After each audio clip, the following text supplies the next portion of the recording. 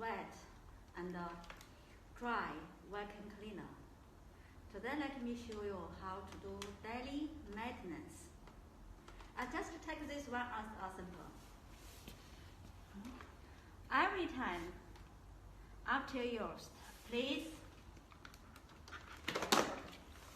this is the dirty tank. Every time use, please clean. This is HEPA filter.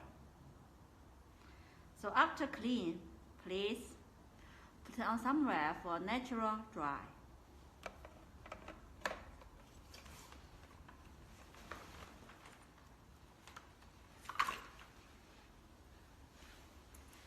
This is brush roller.